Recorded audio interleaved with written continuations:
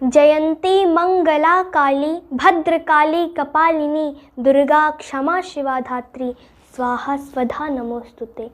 रत्नाकरा धौत पदाम हिमालय किरीटिनीम ब्रह्मराजर्षि रत्नाढ्याम वंदे भारत मातरम। भारत माता की जय, भारत माता की जय, भारत माता की जय। आज गणतंत्रता दिवस के इस अवसर पर हमारी प्रिय विद्यास्थली मालती इंटर कॉलेज के प्रांगण में उपस्थित हमारे प्रिय अध्यापक अध्यापिकागण, हमारे प्रिय सहपाठीगण, हमारी दीदियाँ एवं भैया, आप सभी को गणतंत्रता दिवस की हार्दिक शुभकामनाएं। संस्कृत में एक सूक्ति है, हितम मनोहारि च दुर्लभम वचः, अर्थात हमारे हित की बात हमें सदैव कड़वी ही लगती है। हमारे हित की बात हमें प्रिय लगे, मनोहारी लगे, यह बहुत दुर्लभ संयोग है। आज मैं भी कुछ इसी तरह की बातें करने चल रही हूँ जो आपके हित में है, पर वो आपको कड़वी लगेगी या प्रिय, ये मैं आप पे छोड़ती हूँ। सरस्वती माता के चित्र को ध्यान से देखिए। माता सरस्वती की 2 आँखें हैं। कितनी आँखें हैं? 2 आँखें। माता सरस्वती की दाईं आँख संस्कृति है तो बाईं आँख विज्ञान। हमें दोनों की आवश्यकता है, यानी संस्कृति और विज्ञान दोनों की। परंतु दुर्भाग्य है, हमारे भारतवर्ष में 1200 से 1500 के करीब विश्वविद्यालय होंगे, हजारों के करीब महाविद्यालय होंगे और न जाने कितने इंटर कॉलेज और विद्यालय होंगे।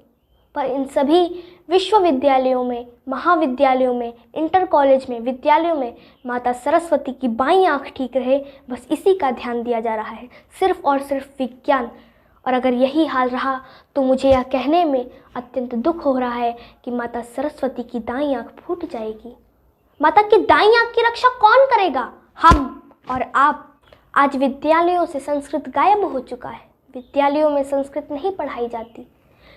पर हमें नित्य प्रति अपनी संस्कृति को धारण करना चाहिए, अपने परिधानों से, अपनी वेशभूषा से, अपनी बोली भाषा से, तो अपने आचार विचार व्यवहार से हमारे भीतर हमारी संस्कृति का दर्शन होना चाहिए।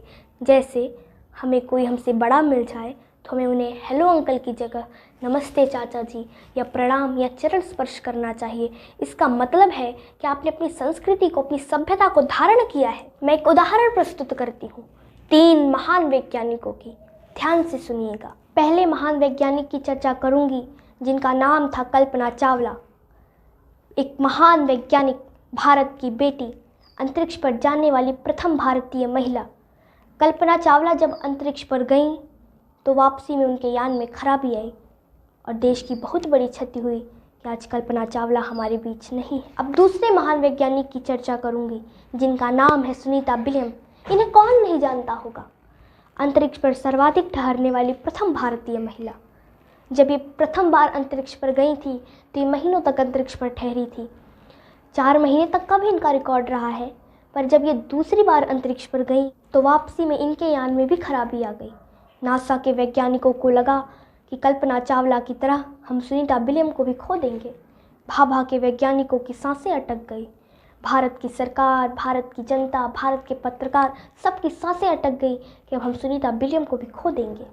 पर आश्चर्य, घोर आश्चर्य, सुनीता विलियम सकुशल पृथ्वी पर पहुंची। सुनीता विलियम को पत्रकारों ने चारों ओर से घेर लिया। सब तमाम प्रश्न करने लगे। किसी ने पूछा, आपने मृत्यु को इतने निकट से देखा, आपको भय नहीं लगा? तो किसी ने पूछा कि जब आपके यान में खराबी आई तो आपने क्या सोचा? सुनीता विलियम मुस्कुराती हैं और अपने पास एक छोटा सा पर्स ली रहती हैं।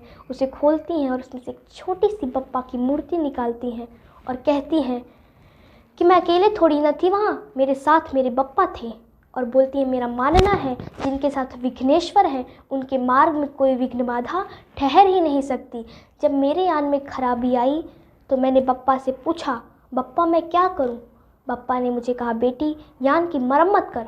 और मैं यान को सिलना शुरू की और आज आप सभी के बीच सकुशल हूँ। उन्होंने आगे पत्रकार बंधुओं से कहा कि मेरा मानना है कि मस्तिष्क में हो विज्ञान, हृदय में प्रभु का ध्यान, अपनी संस्कृति का ध्यान, तभी भारतवर्ष बन सकता है महान। मैं तीसरे महान वैज्ञानिक की चर्चा करूंगी जो भारत के राष्ट्रपति भी रहे हैं, जिनका नाम है आदरणीय डॉक्टर APJ अब्दुल कलाम। जब ये राष्ट्रपति बने और राष्ट्रपति भवन में प्रथम बार कदम रखे तो इनके एक हाथ में छोटा सा ब्रीफकेस था तो दूसरे हाथ में वीणा।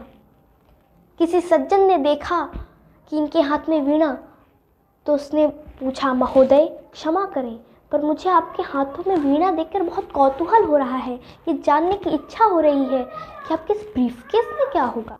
आदरणीय डॉक्टर साहब अपनी मजाकिया अंदाज में मुस्कुराते हुए उन सज्जन के कानों में फुसफुसाते हुए बोलते हैं, देखना चाहोगे क्या है इस ब्रीफकेस में?